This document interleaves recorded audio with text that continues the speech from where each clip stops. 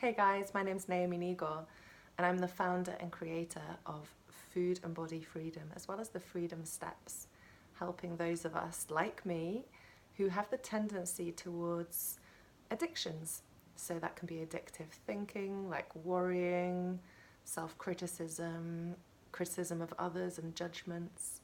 It can be perfectionism, and just mostly when we're just really trying to control our lives and working really hard at it, but kind of fruitlessly.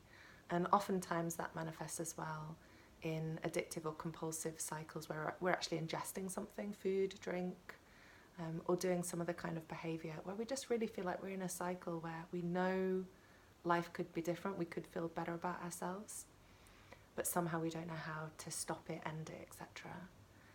Now, in my profession, in my work, talking to people like me who are recovering from these different tendencies, what I've noticed around this time of year is that there can be like a heightening or a ramping up of anxiety.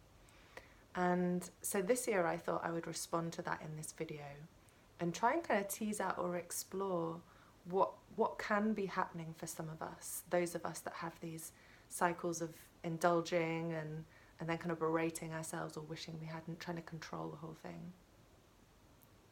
So oftentimes I work with people who struggle with overeating and then going on diets to try and control that, or people that sometimes have a drink and then that leads to more drinks, and wreckage can ensue sometimes even for some of us, those extreme times where we just feel completely out of control.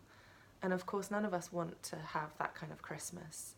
And yet as Christmas approaches, what I notice is that parts of us can start to get kind of excited about that prospect. Oh, especially this time of year when it's stressful anyway.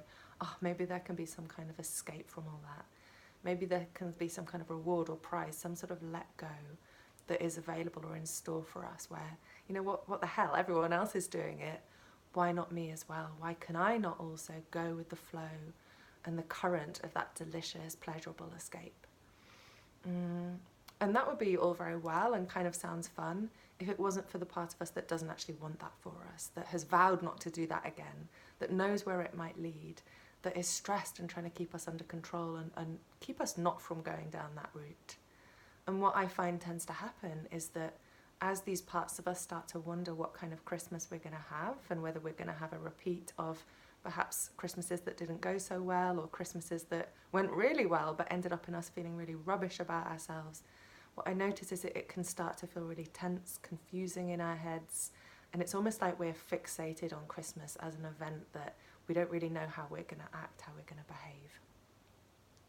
So in the Freedom Steps, which is this process that I've created, a combination of internal family systems and the 12-step experience, which helped me find so much freedom, and also an embodied mindfulness where we're right here in our body experiencing this now in real time. That's the only time that we can ever change. That's the only place that we can ever change, I believe.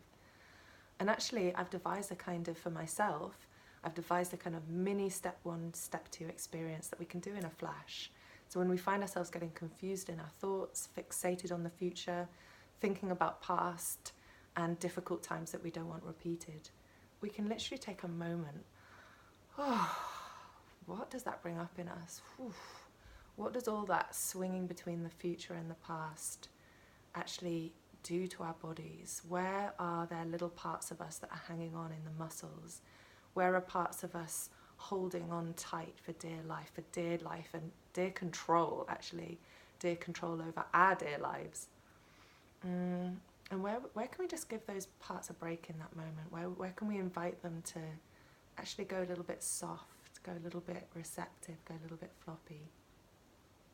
Maybe right now we can experience calm, and the calm that we can be open to right now can be almost like a seed that we sow for how things can unfold.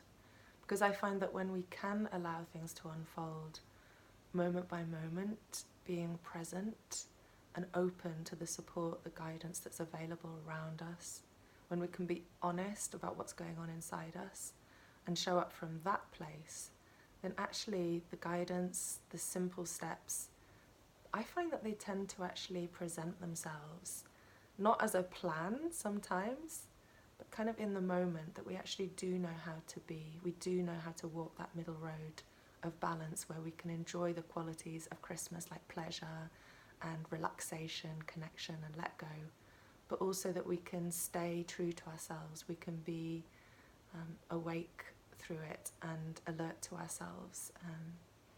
Maybe alert's not the right word, that sounds like stress, but alive to ourselves. We can be present through it, and we can walk by our sides and still have contact with the qualities that nourish us.